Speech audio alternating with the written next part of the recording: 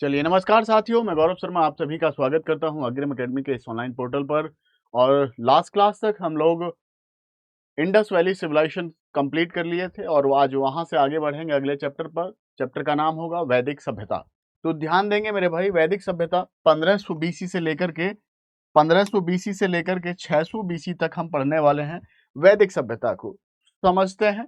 जो रेगुलर हैं हमारे साथ ध्यान देंगे इधर, क्योंकि आपको अगर चीजें समझनी है अच्छे से तो रेगुलर तो रहना पड़ेगा। तो चैप्टर पे आइए, वैदिक सभ्यता।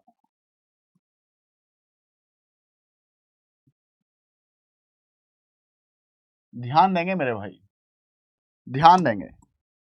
देखिए 1500 बीसी से लेकर के 600 बीसी तक हम पढ़ते हैं वैदिक सभ्यता को। दो खंडों में हम इसको डिवाइड करेंगे। क्यों डिवाइड करेंगे अभी बताते हैं।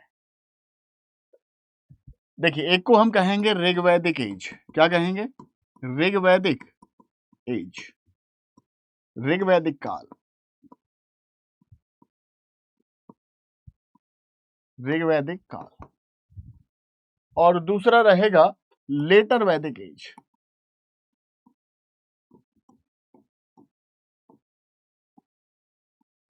उत्तर वैदिक काल। ठीक है जी। अब ये क्यों दो जगह हमने डिवाइड किया है? डिवाइड इसलिए किया है कि अगर हम वैदिक सभ्यता के स्रोतों की बात करें, सोर्सों की बात करें, इंफॉर्मेशन के जो सोर्स हैं, वो सोर्सों के आधार पर हमने इसको दो जगह पर डिवाइड किया है। क्योंकि ऋग्वैदिक काल की अगर हम बात करेंगे, जिसका टाइम पीरियड है 1500 बीसी से लेकर के 1000 बीसी, इसकी जो हमें जानकारी मिलती है वो जानकारी मिलती है किससे? ऋग्वेद से। किससे जानकारी मिलती है? ऋग्वेद से जानकारी मिलती है सारी की सारी।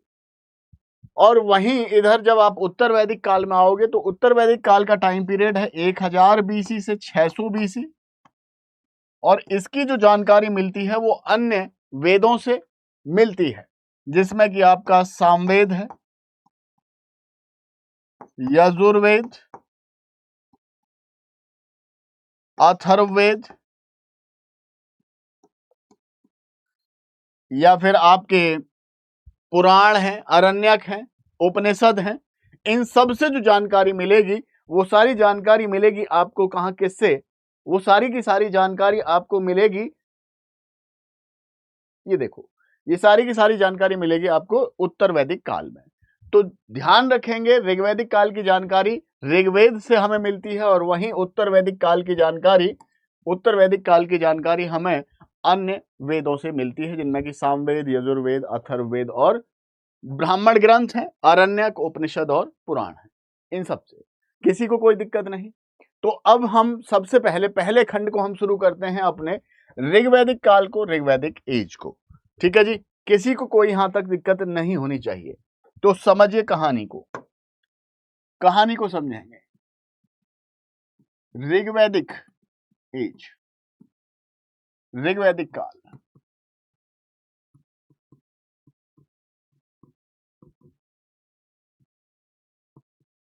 1500 बीसी से 1000 बीसी। आपको पता है इसकी इंफॉर्मेशन का जो सोर्स है, जो इसकी इंफॉर्मेशन का जो सोर्स है वो क्या है? वो है हमारा ऋग्वेद, है ना? ऋग्वेद है। तो अब जो हमें कहानी समझनी है वो इसी ऋग्वेद के बारे में सारी कहानी समझनी है। ध्यान देंगे, इस ऋग्वेद के बारे में हम अब कहानी समझते हैं। तो ऋग्वेद के बारे में ध्यान रखिएगा, यह सबसे पुराना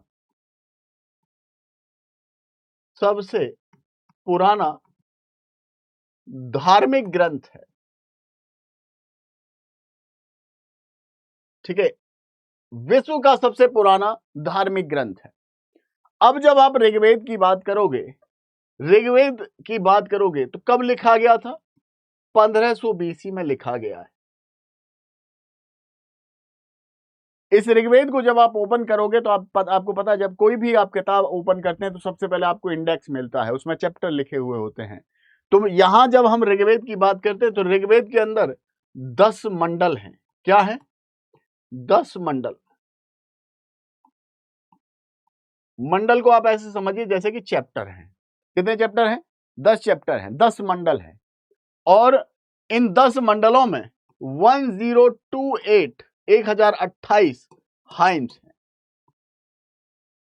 मतलब सूक्त है। सूक्त का मतलब है कलेक्शन ऑफ द प्रेयर्स, ठीक है, कलेक्शन ऑफ द प्रेयर्स। 1028 सूक्त है। अब इन 10 मंडलों की अगर मैं बात करूं तो इन 10 मंडलों में मेरे भाई आप याद रखेंगे कि जो 2 से लेकर के 7 तक हैं, 2 से 7 तक के जो मंडल हैं,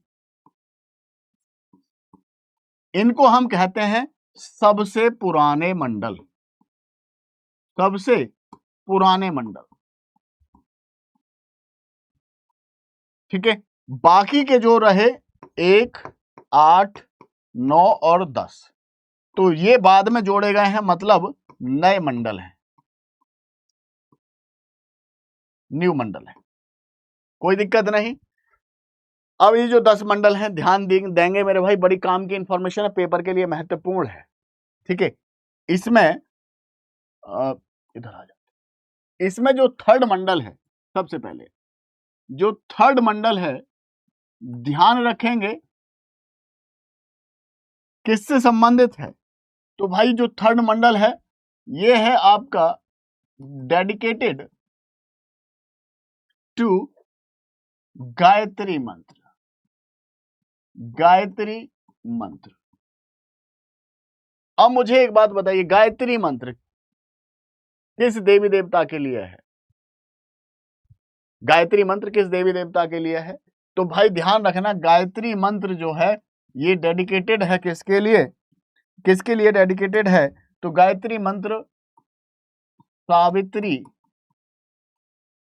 के लिए डेडिकेटेड है। सावित्री जो मॉर्निंग लाइट होती है, जो सन की मॉर्निंग लाइट होती है, जो सूर्य का सुबह का प्रकाश होता है, उसको हम कहते हैं सावित्री, ठीक है ना। मॉर्निंग लाइट,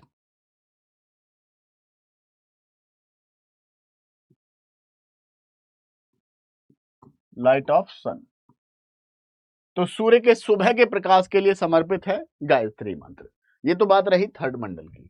इसके बाद मैं अगर आऊं नाइन्थ मंडल पर, यह भी एक इंपॉर्टेंट है, नाइन्थ मंडल।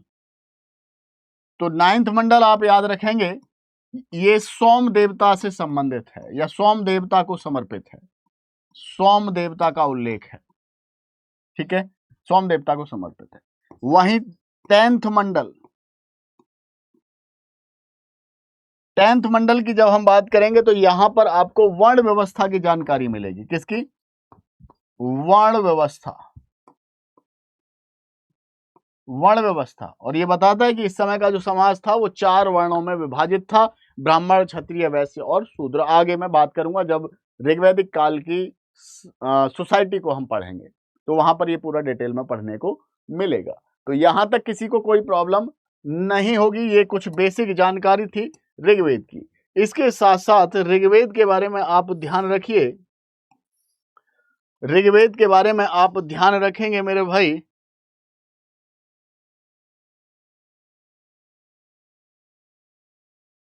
हाँ, जो ऋग्वेद का पाठ करने वाला जो पुरोहित होता है,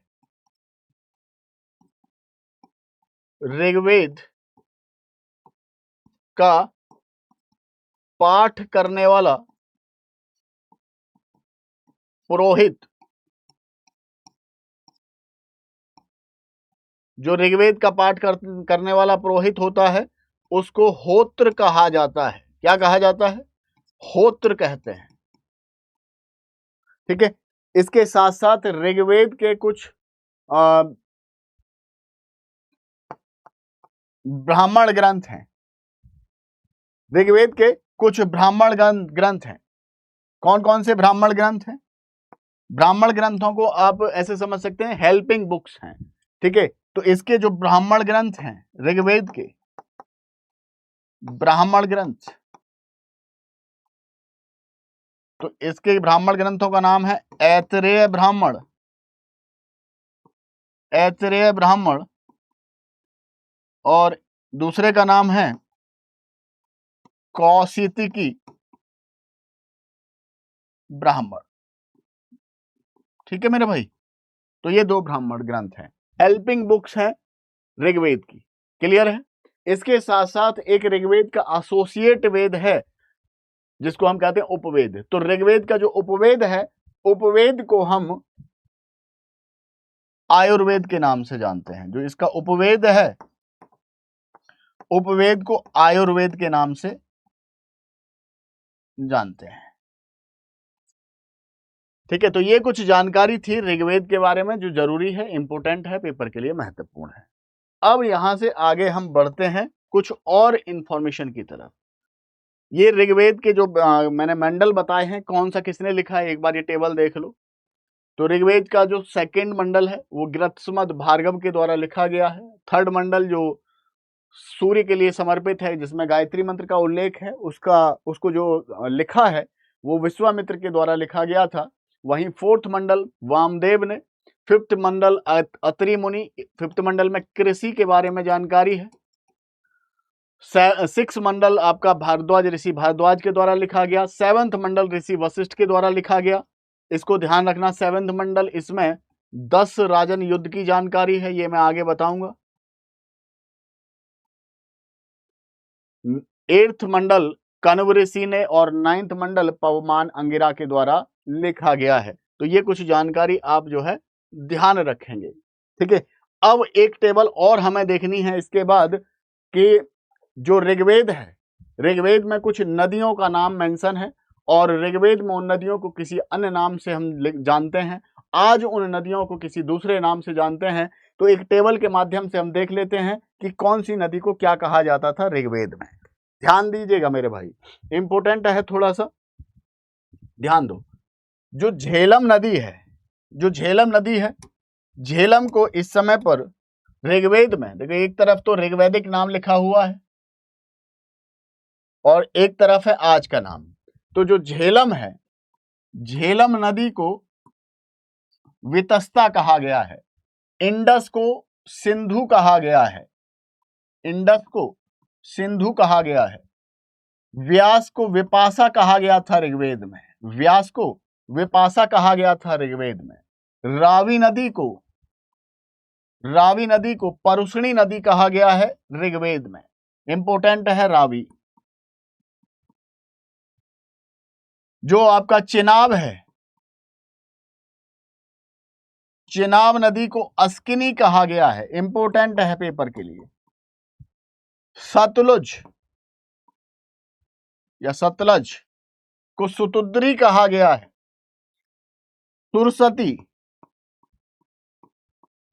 सुरसती को सरस्वती नदी कहा गया था ऋग्वेद के अंदर। गोमती को गोमल कहा गया है, गोमती को गोमल कहा गया है। काबुल को कुंभा कहा गया है ऋग्वेद के अंदर। और गंडक को सदानीरा कहा गया है, गंडक को सदानीरा कहा गया है।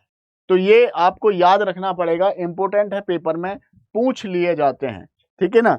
और 2 जो मैंने इंपॉर्टेंट लिखे हैं ये जरूर याद रख लेना, क्योंकि पेपर में ये पूछता है, अक्सर पूछता है। ठीक है ना। चलो, अब यहां से आगे मैं बढ़ता हूं कि आखिर जो ऋग्वैदिक एक चीज और देख लो, एक टेबल और भी है कि ऋग्वेद में कौन सा वर्ड कितनी बार रिपीट हुआ है, ये भी आपको याद करना पड़ेगा। कुछ इंफॉर्मेशन है याद करने वाली। तो जो पिता है, पिता शब्द का इस्तेमाल ऋग्वेद के अंदर 335 बार हुआ है। गाय शब्द का इस्तेमाल 176 बार। यमुना शब्द का इस्तेमाल 3 बार हुआ है, जबकि गंगा शब्द का इस्तेमाल सिर्फ 1 ही बार हुआ है। राजा शब्द का इस्तेमाल भी 1 ही बार हुआ है। और इंद्र देवता का जो उल्लेख है ऋग्वेद में, तकरीबन 250 बार ये नाम रिपीट हुआ है इंद्र का। ठीक है, इंद्र को आगे बताऊंगा। इंद्र को पुरंदर कहा जाता था। क्या कहा जाता था? पुरंदर कहा जाता था। पुरंदर मतलब किलों को तोड़ने वाला, किलों को तोड़ने वाला। इससे ये पता चलता है कि इस समय पर बारिश का देवता तो है ही है इंद्र, इसके साथ साथ शक्ति का प्रतीक भी है इंद्र। ठीक है, अग्नि 200 बार इस शब्द का रिपीटेशन हुआ है ऋग्वेद के अंदर, और सोम देवता का रिपीटेशन 144 टाइम हुआ है। इसमें जो आपको ध्यान रखना है वो गाय इंपोर्टेंट, गंगा इंपोर्टेंट, ठीक है, और इंद्र देवता इंपोर्टेंट है, और एक अग्नि के बारे में आप याद रखें। तो ये चारों इंपोर्टेंट हैं, ध्यान रखेंगे। अब इसके बाद आगे हमें समझना है कि ऋग्वैदिक काल में जो लोग थे वो कौन थे, उन्हें क्या कहा जाता था। ठीक है भाई, तो पीपल्स ऑफ ऋग्वैदिक एज,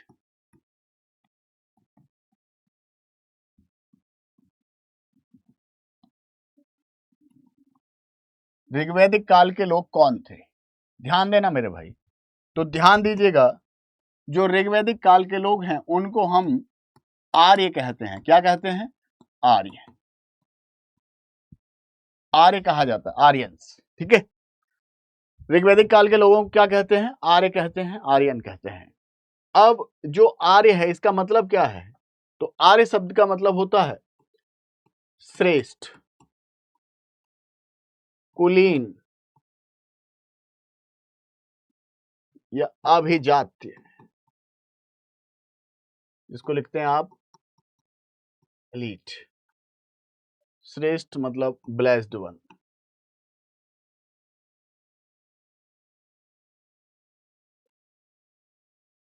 ओके भाई, तो क्या प्रदर्शित होता है इससे? तो देखिए, क्या किसी जाति को बताता है? नहीं भाई। तो जो आर्य शब्द है, जो आर्य शब्द है ये कोई भाषा सूचक शब्द नहीं है, ठीक है ना, नॉट रिलेटेड टू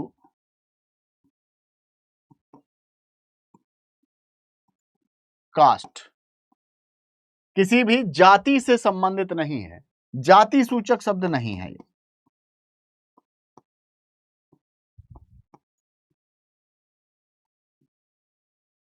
फिर क्या है? तो ये सिर्फ और सिर्फ एक भाषा सूचक शब्द है, लिंग्विस्टिक वर्ड है। क्या है? लिंग्विस्टिक वर्ड है, भाषा सूचक शब्द है। ठीक है मेरे भाई, किसी को यहां तक कोई प्रॉब्लम नहीं होनी चाहिए। तो कौन लोग थे ये भी पता चल गया। अब जो ये आर्य हैं, निवास स्थल क्या है? तो जो आर्य हैं इनके बारे में समझ लो। तो जो इनका एरिया था, ये भारत में जहां पर निवास करते थे उस एरिया को कहा जाता था सप्त सैंधव प्रदेश। क्या कहा जाता था? सप्त सैंधव प्रदेश। क्यों कहा जाता था? तो इसका मतलब है एरिया ऑफ 7 रिवर्स, 7 नदियों का क्षेत्र कहा जाता है सप्त सैंधव प्रदेश को, जिसके अंतर्गत आर्य लोग निवास करते थे। ठीक है ना। निकास कहाँ से है, कहाँ से आए थे, ओरिजिन कहाँ है? तो बताया जाता है कि आर्यों का जो निवास स्थल भारत में बना, वो कहाँ से आकर के बना, ओरिजिन कहाँ था, कहाँ से आए थे आर्य? तो इसके बारे में कहा जाता है, मैक्स मूलर कहता है कि सेंट्रल एशिया के बैक्टीरिया से ये लोग माइग्रेट करके आए थे भारत में। किस लिए आए थे? तो पानी की तलाश में और भूमि, उपजाऊ भूमि की तलाश में। ठीक है, इसलिए यहाँ पर सब सैंधव प्रदेश में इन्होंने अपना डेरा डाला और यहाँ पर एग्रीकल्चर के माध्यम से अपना जीवन यापन करना प्रारंभ किया। ठीक है, तो चलिए, कई जगह पे मिलता है कि जो आपका सिंधु घाटी सभ्यता थी वो आर्यों के आक्रमण से समाप्त हुई थी, तो इस बात के पर्याप्त प्रमाण उपलब्ध नहीं है। ठीक है जी, चलो आओ तो यहाँ पर समझते हैं कि जो हमारा वैदिक सभ्यता है, इस वैदिक सभ्यता का, इस वैदिक सभ्यता का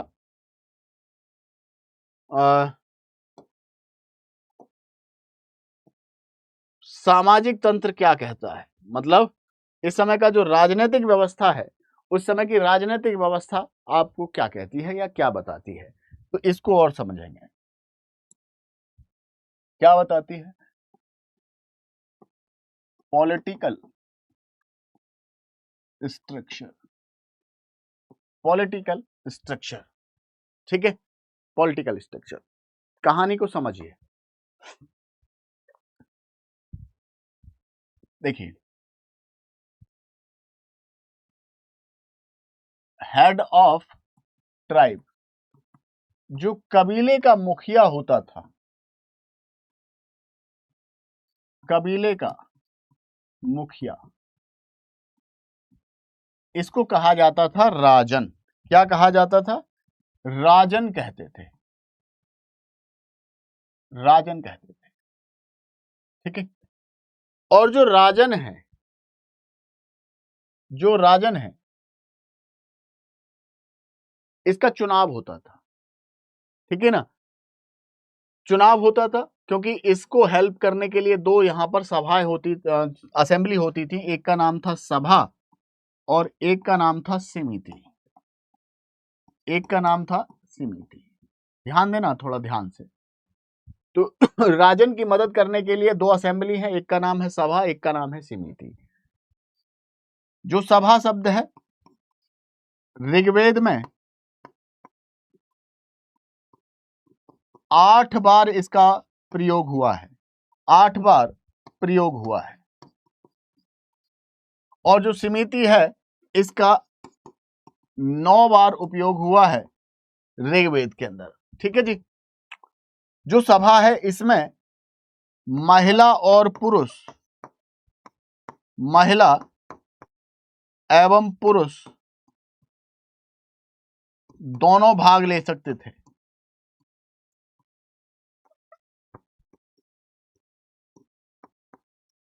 दोनों भाग ले सकते थे। महिला जो होती थी, महिला जो होती थी उसको सभावती कहा जाता था। क्या कहा जाता था? सभावती कहा जाता था। और जो पुरुष है, पुरुष को सभेय कहा जाता था। क्या कहा जाता था? सभेय कहा जाता था। ठीक है जी। जो समिति है, समिति राजा के चुनाव में अहम भूमिका निभाती थी। राजा को चुनने में अहम भूमिका निभाती थी समिति। और अथर्ववेद में सभा एवं समिति को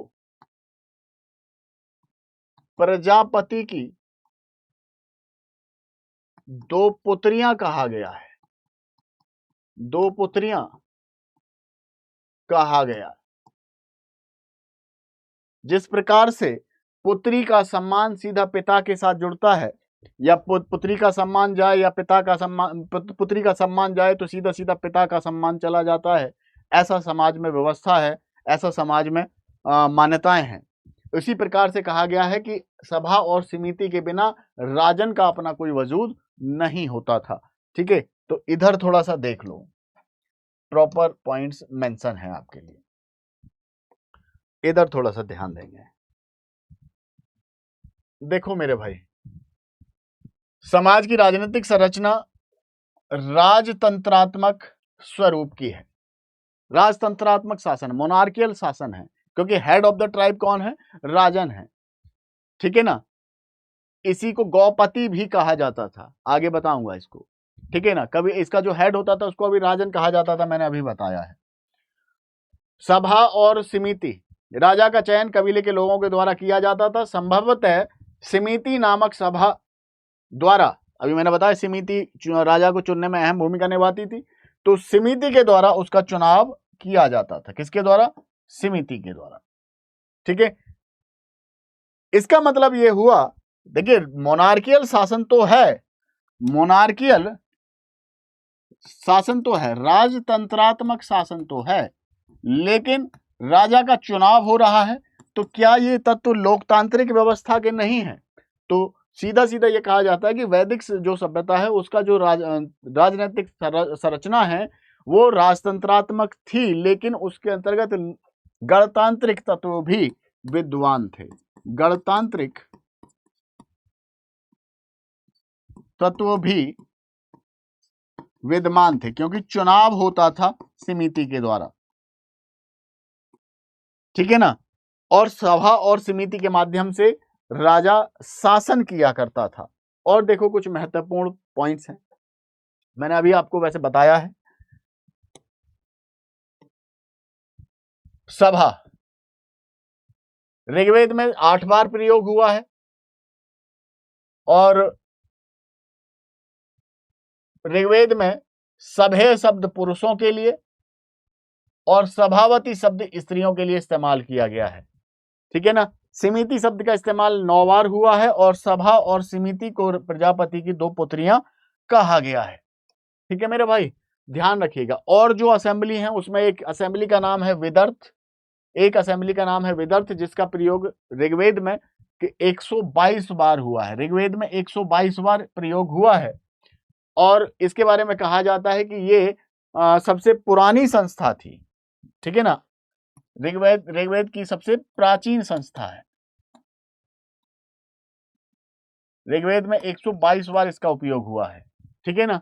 यह सबसे ज्यादा प्रचलन में थी। क्या करती थी ये? तो राजा को मदद किया करती थी डिसीजंस लेने में। एक है गढ़ में सलाहकार होते थे, सर्वोच्च सलाहकार निकाय है जिसमें खासकर सोल्जर्स होते थे, ठीक है ना, जो सेना के जो उच्च अधिकारी होते थे वो लोग इसमें पार्टिसिपेट करते थे। कोई दिक्कत नहीं भाई यहां तक। ऋग्वैदिक काल में स्त्रियां भी सभा और विदर्थ में भाग ले सकती थी। सभा में मैंने पीछे बताया, सभा और विदर्थ दोनों में स्त्रियां भाग ले सकती थी। और सबसे बड़ा जो या सबसे जो महत्वपूर्ण अधिकारी होता था वो पुरोहित होता था इस टाइम पर, पुरोहित होता था इस टाइम पर। तो यहां तक तो किसी को कोई प्रॉब्लम नहीं होगी। अब थोड़ा सा इस स्ट्रक्चर को देखो, देखो इस स्ट्रक्चर को देखो, इसको समझिएगा। जो सबसे बेसिक यूनिट है एडमिनिस्ट्रेशन की वो शुरू होती है परिवार से। देखो ध्यान देना, तो जो कुल है ये है परिवार, और परिवार का जो मुखिया होता था उसको हम कहते थे कुलप। क्या कहते थे? कुलप कहते थे। परिवार का मुखिया कुलप। जैसे आज परिवार का जो हेड होता है पिता होते हैं, और पिता होते हैं, सारे डिसीजन हमारे पिता के पास होते हैं। ऐसे ही यहाँ पर उसको पिता को क्या कहा जा रहा है? कुलप कहा जा रहा है। कई सारे परिवार मिलकर के ग्राम बनाते थे, आज भी तो यही है, कई सारे परिवार मिलकर के गांव का निर्माण करते हैं। तो कई सारे परिवार मिलकर के गांव बनाते थे और गांव के मुखिया को हम ग्रामीणी कहते थे। क्या कहते थे? ग्रामीणी कहते थे। कई सारे गांव मिलकर के विश्व बनाते थे और विश्व का मुखिया विश्वपति कहलाता था। जैसे कई सारे गांव मिलकर के ब्लॉक बनाते हैं आज, ठीक है ना, तो एडमिनिस्ट्रेशन का स्ट्रक्चर है ये उस समय का। कई सारे विश्व मिलकर के जन का निर्माण करते थे और जन का मुखिया जनपति होता था या राजा का बेटा कुमार होता था, जनपति या कुमार। और फिर कई सारे जन मिलकर के राष्ट्र का निर्माण करते थे, मतलब कबीले का निर्माण करते थे। और यही कबीले का हेड कौन होता था? वो होता था राजन। तो ये पूरा एडमिनिस्ट्रेशन सिस्टम था ऋग्वैदिक काल के अंतर्गत। तो यहां तक किसी को कोई समस्या नहीं होनी चाहिए, ठीक है मेरे भाई। बढ़ें तो आगे। ये यहाँ की प्रशासनिक व्यवस्था थी। चलिए बात करते हैं अब हम सामाजिक व्यवस्था की। किसकी बात करते हैं? सामाजिक व्यवस्था की बात करते हैं।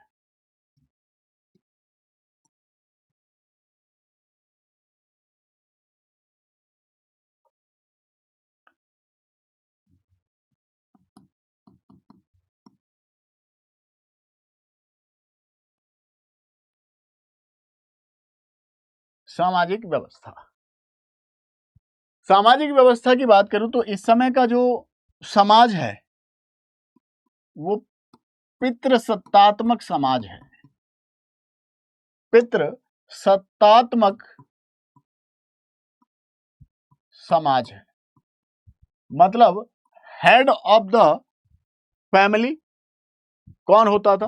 वो पिता होता था, जिसको यहां पर क्या कहा जाता था? कुलप कहा जाता था, ठीक है जी। इस समय पर जो समाज है वो जॉइंट फैमिली सिस्टम पर आधारित है, संयुक्त परिवार प्रणाली पर आधारित था। इस बात का प्रमाण है, एविडेंस क्या है? तो इस बात का प्रमाण यह है कि भगवानपुरा हरियाणा से हमें 13 कमरों का मकान मिला है। 13 कमरों का मिट्टी का मकान मिला है, जो ये दर्शाता है कि इस समय का जो समाज था वो इस समय का समाज जॉइंट फैमिली सिस्टम पर आधारित था, संयुक्त परिवार प्रणाली पर आधारित था। आज जो समाज है हमारा, आज का समाज हमारा न्यूक्लियर फैमिली पर आधारित है, एकल परिवार प्रणाली पर आधारित है। ठीक है ना। आज तो महंगाई इतनी हो रखी है तो कैसे खर्चा चलेगा। ठीक है ना।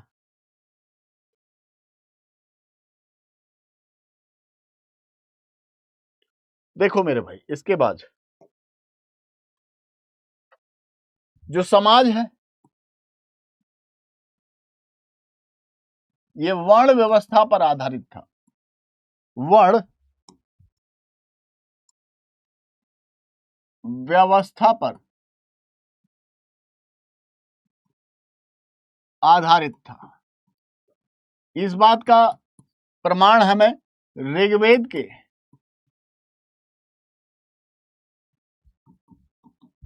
10वें मंडल से मिलता है। क्या मिलता है कि सोसाइटी इस समय पर 4 वर्णों में विभाजित थी। सबसे टॉप पर थे ब्राह्मण, जिनको वेदों के पठन पाठन का अधिकार था। ब्राह्मणों के बाद क्षत्रिय, जो कि कबीले की सुरक्षा का ध्यान रखते थे। इसके बाद है वैश्य, ये पूरा का पूरा अर्थचक्र इस समय के कबीलों का चलाते थे। इस समय के समाज का पूरा अर्थचक्र इनके दो माध्यम से चलता था, और अर्थचक्र का जो आधार था वो कृषि था। इसका मतलब यह है कि कृषि करने वाला समाज इस समय पर कौन सा था, वो वैश्य वर्ग था। ठीक है जी। और वैश्य वर्ग की मदद करने के लिए यहाँ पर एक है शूद्र वर्ग।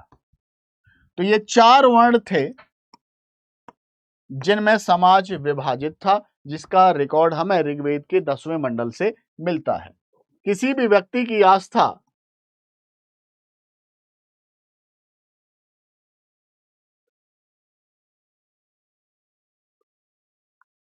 हाँ, किसी भी व्यक्ति की पहचान उसके कुल से होती थी। कुल मतलब परिवार से होती थी। और लोगों की जो आस्था होती थी वो अपने कबीले के प्रति होती थी। जैसे आज हमारी जो आस्था है वो हमारे देश के प्रति पहले है। ठीक है। लेकिन हमारी जो पहचान होती है वो अपने परिवार से और हमारे देश से होती है। तो उसी प्रकार का सिस्टम यहां पर भी है। ठीक है ना। आस्था कबीले में। ठीक है भाई। जिसे जन कहा जाता था।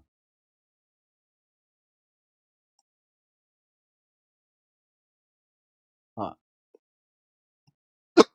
इस समय पर और कुछ देख लो, थोड़ा सा कुछ एडिशनल इंफॉर्मेशन है।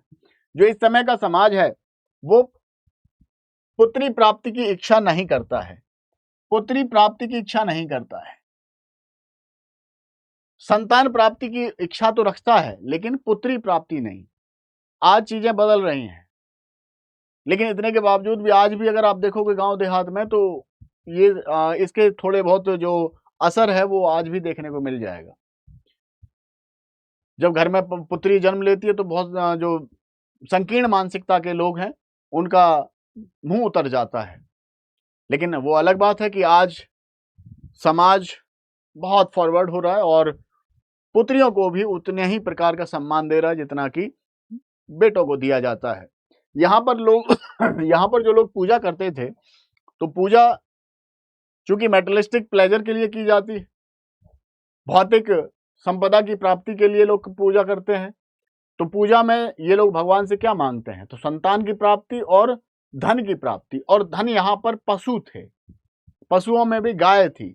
तो गाय की प्राप्ति और संतान की प्राप्ति की कामना की जानकारी यहाँ से मिलती है। अभी बताऊंगा मैं। यहाँ पे गाय जो थी वो धन का प्रतीक थी। शादी वगैरह यहाँ पे होने लगी थी। इस समय पर विवाह संस्थाएं कायम हो चुकी थी और महिला सभा और समिति में भाग ले सकती थी और अपने पतियों के साथ यज्ञों में भी आहुतियां दे सकती थी। इसका मतलब यह है कि ऋग्वैदिक काल में महिलाओं की स्थिति जो थी वो काफी हद तक बेहतर थी, काफी हद तक बेहतर थी। उन्हें समानता का अधिकार था। लेकिन जैसे जैसे आप आगे बढ़ोगे, यहाँ से आगे ऋग्वैदिक काल से आगे जब आप जाओगे, लेटर वैदिक में जाओगे, तो महिलाओं की स्थिति में गिरावट देखने को आपको मिलेगी। फिर वो महिलाएं अपने पतियों के साथ यज्ञ में आहुतियां नहीं दे पाएंगी, सभा समिति का हिस्सा नहीं रह पाएंगी। तो ये सब आगे देखने को आपको मिलेगा। तो ऋग्वैदिक काल के बाद लगातार स्थिति, महिलाओं की स्थिति में पतन हुआ है। ठीक है जी। विधवा विवाह का उल्लेख मिलता है, विधवा विवाह का उल्लेख मिलता है, और एक नियोग व्यवस्था है, इसका भी प्रयोग मिलता है ऋग्वैदिक काल। नियोग व्यवस्था का मतलब है कि सपोज करिए कि कोई कपल है और नई नई शादी हुई है, संतान प्राप्ति हुई नहीं अब तक, और पति की मृत्यु हो जाती है। तो ऐसी स्थिति में वंश कैसे बढ़ेगा? तो ऐसी स्थिति में जो महिला है वो अपने पति के भाई के साथ संबंध स्थापित करके संतान प्राप्ति कर सकती थी। ठीक है ना। तो इसको कहा गया यहाँ पर नियोग व्यवस्था, कुरीति है एक तरीके की, और जो कि आगे चल करके समाप्त होगी लेटर वैदिक में जाकर के। विधवा विवाह का व्यवस्था है। तो अब कहोगे कि जब पति मर गया तो विधवा विवाह हो जाएगा। बहुत सी महिलाएं ऐसी होती है कि विधवा विवाह नहीं करना, उनको विवाह नहीं करना है, अविवाहित ही रहना है, लेकिन संतान वंश चलाने के लिए तो चाहिए ना, तो संतान प्राप्ति फिर भी कर सकती थी, उसको नियोग व्यवस्था कहा गया है। बाल विवाह का कोई भी उल्लेख ऋग्वैदिक काल के अंतर्गत नहीं है। अब बात करता हूं यहाँ के आर्थिक जीवन की। तो यहाँ पर जो प्राइमरी ऑक्यूपेशन है, जो प्राथमिक पेशा है, वो आपका क्या है? वो है आपका पशुपालन। क्या है? पशुपालन है मेरे भाई, पशुपालन है। और पशुओं में भी ये लोग क्या पालते हैं? तो गाय, भैंस, घोड़ा, बकरी, भेड़, ये सब पालते हैं। गाय और घोड़ा बहुत ही ज्यादा इंपॉर्टेंट है। क्यों? क्योंकि गाय को तो यहां पर होली एनिमल, मतलब पवित्र पशु माना गया है, पवित्र पशु माना गया है गाय को। और जो घोड़ा है वो इसलिए इंपॉर्टेंट था क्योंकि घोड़े का इस्तेमाल युद्धों में और जो घोड़ा गाड़ियां हैं उनमें किया जाता था, तो इसलिए घोड़ा जो है इंपॉर्टेंट था। गाय पवित्र पशु है, तो इसके बारे में कुछ चीजें आपको समझनी पड़ेगी। जो गाय है, गाय को यहां पर पवित्र पशु माना गया है।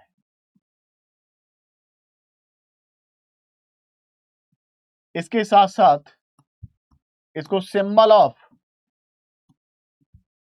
प्रॉस्पेरिटी भी माना गया है, मतलब समृद्धि का प्रतीक माना गया है। भैया जिसके पास सबसे ज्यादा गाय होंगी वही व्यक्ति क्या होगा? धनी होगा। हाय हाय, जिसके पास सबसे ज्यादा गाय होंगी वही धनी होगा। तो मतलब गाय जो है वो समृद्धि का प्रतीक है। ठीक है। अब जिस गाय सबसे ज्यादा किसके पास होंगी? राजा के पास होंगी। ठीक है ना। तो उसको क्या कहा जाएगा? गौपति। ठीक है ना। राजा के लिए जो शब्द इस्तेमाल हुआ है गौपति।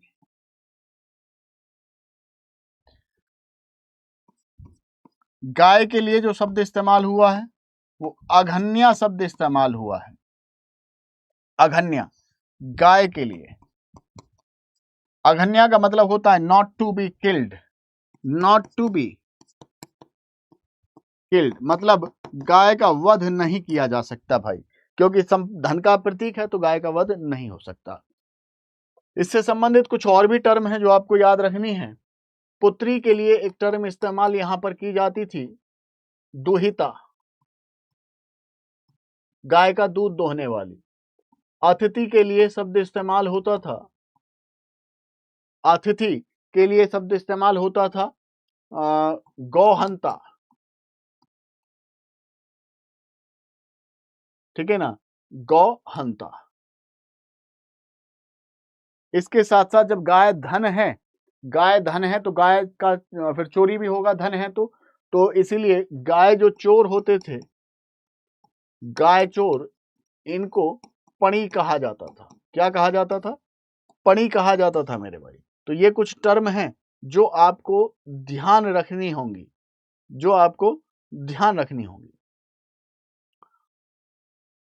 अब देखो जो सेकेंडरी ऑक्यूपेशन है, जो इस समय पर सेकेंडरी ऑक्यूपेशन है, द्वितीयक पेशा,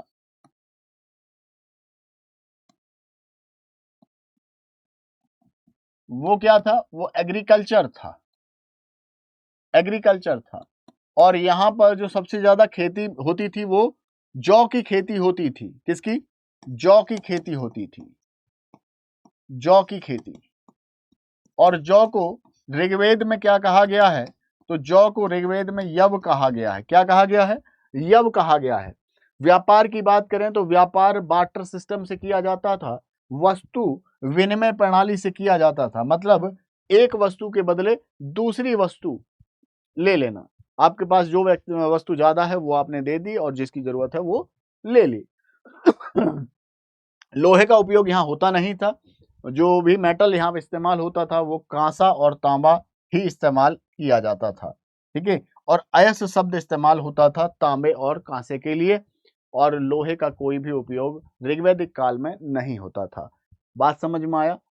लेटर वैदिक में, उत्तर वैदिक काल में लोहे का उपयोग होगा, और जब लोहे का उपयोग होगा तो कृषि में परिवर्तन होगा, कृषि में बहुत तेजी से विकास होगा, जिससे समाज में एक अलग तरीके का बदलाव आपको देखने को मिलेगा। आगे बात करूंगा। ठीक है जी। धार्मिक जीवन पर आइए। जो ऋग्वैदिक काल का जो धार्मिक जीवन है, ऋग्वैदिक काल का जो धार्मिक जीवन है, धार्मिक जीवन की बात करें तो यहाँ के लोग पूजा करते थे, पूजा करते थे। और पूजा का जो उद्देश्य होता था वो भौतिक सुख संपदा प्राप्त करना होता था। ठीक है ना? भौतिक सुख संपदा में उन्हें क्या चाहिए? संतान चाहिए, संतान में भी पुत्र प्राप्ति की इच्छा। धन चाहिए, धन में गाय प्राप्ति की इच्छा रखते थे। धन, क्योंकि गाय जो है धन का प्रतीक है, समृद्धि का प्रतीक है। मोक्ष प्राप्ति पूजा पाठ का उद्देश्य नहीं होता था। पूजा के लिए दो विधियां प्रचलित होती थी, एक तो प्रार्थना और यज्ञ। देवताओं की श्रेणियां थी अलग अलग, 3 श्रेणियां हैं। ठीक है ना? जिसमें कि सूर्य, सावित्री, वरुण, अदिति, पूषण, ये सब जो है आकाश के देवता थे। इंद्र और वायु अंतरिक्ष के देवता हैं। इंद्र के बारे में याद रखना, इंद्र को पुरंदर कहा जाता था, किलों को तोड़ने वाला। मतलब बारिश के देवता तो है ही है इंद्र, साथ में साथ ये शक्ति का भी प्रतीक माना गया है। 250 सूक्त ऋग्वेद में इंद्र देवता के ऊपर लिखे हुए हैं। 250 बार ऋग्वेद में इसका प्रयोग है। वर्षा का देवता भी माना जाता है। और पृथ्वी, अग्नि और सोम देवता को पृथ्वी का देवता कहा गया है। अग्नि पर 200 सूक्त लिखे हुए हैं ऋग्वेद में। तो ये सब ध्यान रखना है। एक और चीज ध्यान रखिए, ऋग्वेद में एक मंत्र में भगवान शिव का उल्लेख है, जिनको त्र्यंबक कहा गया है। ऋग्वेद में सबसे पहले भगवान शिव का उल्लेख किया गया था, जिनको त्र्यंबक शब्द इस्तेमाल किया गया है। ठीक है। पूषण जो देवता हैं, इनको पशुओं का देवता कहा जाता है। बाद में जाकर के आगे उत्तर वैदिक काल में ये शूद्रों के देवता बनेंगे, शूद्रों के देवता बनेंगे। अब बात आती है, एक लास्ट पॉइंट रह गया है, इसके बाद ये समाप्त हो जाएगा आपका ऋग्वैदिक काल, जिसको हम कहते हैं जनजातीय संघर्ष। जनजातीय संघर्ष, इसको थोड़ा समझ लो, जिसका उल्लेख ऋग्वेद के 7वें मंडल में है। इसी जनजातीय संघर्ष को हम कहते हैं क्या? 10 राजन युद्ध। 10 राजन युद्ध कहते हैं मेरे भाई। अब समझना होता क्या है, एक कबीला है भरत, शासक वर्ग था भरत कबीला। एक था त्रिश कबीला, ये भी शासक वर्ग था। अब भरत कबीले के एक राजा हैं जिनका नाम था सुदास। सुदास के पुरोहित थे विश्वामित्र। अब सुदास ने क्या किया कि किसी वजह से विश्वामित्र को पुरोहित पद से हटा दिया। और हटाने के बाद इनकी जगह पर नया पुरोहित अपॉइंट कर लिया ऋषि वशिष्ठ को। किसको अपॉइंट कर लिया? ऋषि वशिष्ठ को नया पुरोहित अपॉइंट कर लिया। अब भाई जो विश्वामित्र हैं, गुस्सा आ गए विश्वामित्र तो, और जब विश्वामित्र गुस्सा आ गए तो ये गुस्सा होके आ गए इधर। इधर कौन है? इधर हैं आम जनमानस के कबीले, जिन्हें हम कहते हैं पंचजन कबीला।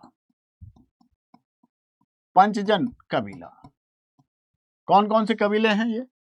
तो अनु, पुरु, तुर्वस, यदु और द्रहु। तो ये पंचजन कबीले के पास आ जाते हैं, इनको संगठित करते हैं और संगठित करने के बाद अटैक करवा देते हैं किस पर? राजा सुदास पर। जब राजा सुदास पर अटैक होता है तो मेरे भाई युद्ध लड़ा जाता है, जिसको हम कहते हैं 10 राजन युद्ध। क्या कहते हैं? 10 राजन युद्ध, बैटल ऑफ 10 किंग्स। ध्यान रखिएगा, रावी नदी के तट पर, रावी नदी के तट पर यह युद्ध लड़ा गया था। ठीक है, एक तरफ पंचजन कबीला और एक तरफ राजा सुदास भरत कबीला, और इसमें जीत हुई थी राजा सुदास की।